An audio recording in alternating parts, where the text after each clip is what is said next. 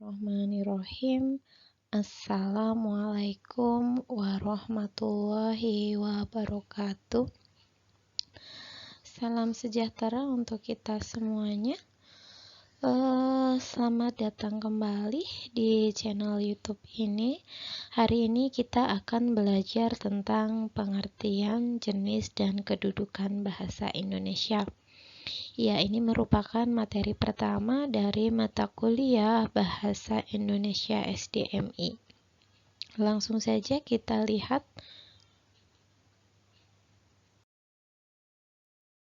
Nah, apa yang dimaksud dengan bahasa?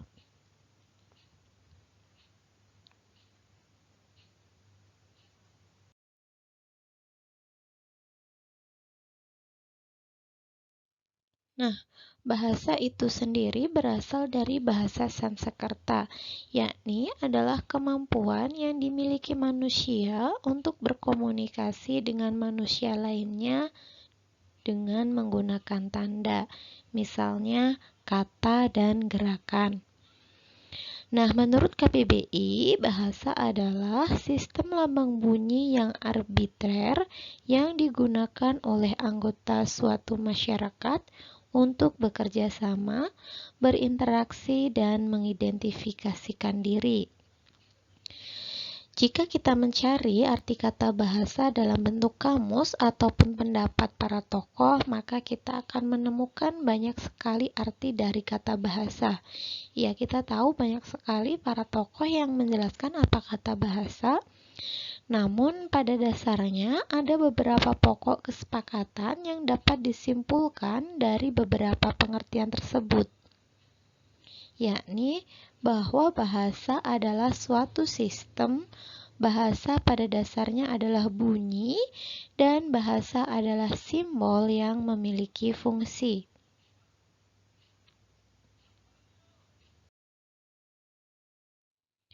Bahasa memiliki peranan penting dalam kehidupan, karena selain digunakan sebagai alat komunikasi secara langsung, bahasa juga dapat digunakan sebagai alat komunikasi secara tidak langsung, yakni dalam bentuk tulisan. Pada dasarnya, bahasa merupakan ekspresi, karena dengan bahasa, manusia dapat menyampaikan isi hati dan berkomunikasi dengan sesamanya.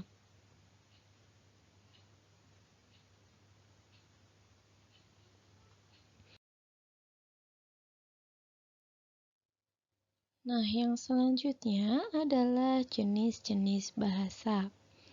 Jenis-jenis bahasa ini setidaknya ada 3. Yang pertama adalah bahasa lisan, bahasa tulisan, dan bahasa isyarat.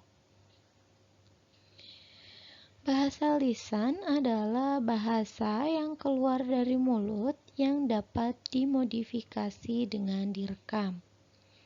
Sedangkan bahasa tulisan yakni adalah ragam bahasa yang berupa lambang-lambang tulisan atau huruf yang diperkuat dengan tanda baca. Adapun bahasa isyarat atau gerak tubuh yakni adalah bahasa yang terdefinisi melalui indera penglihatan karena merupakan gabungan gerak tubuh yang memiliki arti dan makna.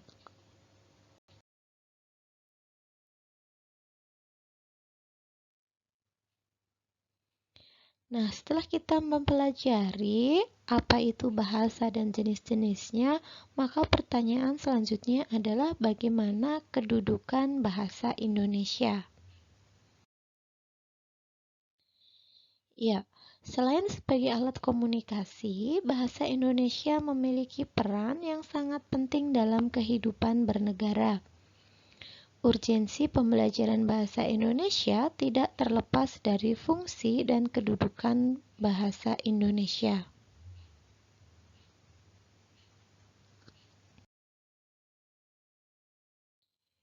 Bahasa Indonesia mempunyai 2 kedudukan yang sangat penting, sebagaimana yang tercermin dalam butir Sumpah Pemuda dan dalam Undang-Undang Dasar 1945, yaitu sebagai bahasa nasional dan sebagai bahasa negara.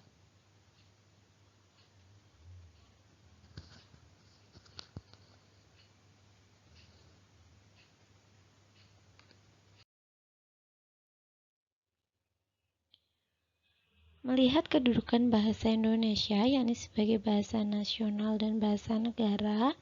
Nah, sebagai bahasa nasional, bahasa Indonesia berarti sebagai lambang kebanggaan bangsa, sebagai lambang identitas nasional, sebagai alat penghubung antar warga dan antar daerah, serta sebagai alat pemersatu bangsa.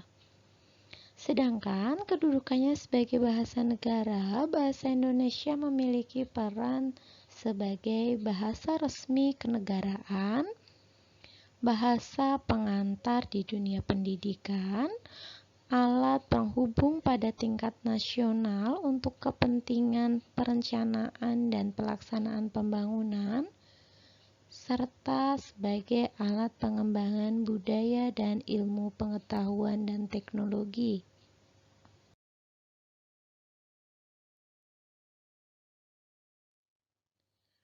Lalu selanjutnya, bagaimanakah peran bahasa Indonesia dalam dunia pendidikan?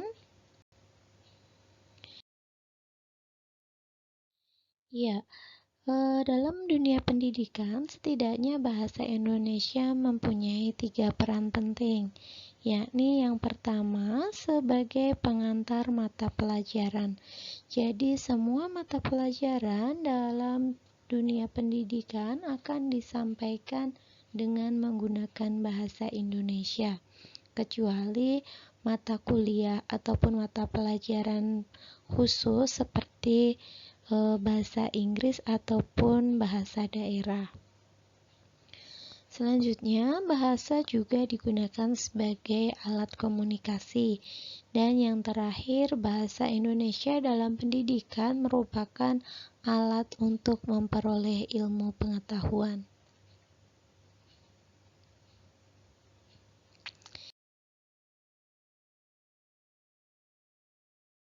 Iya, sekian materi untuk pertemuan hari ini. Semoga bermanfaat.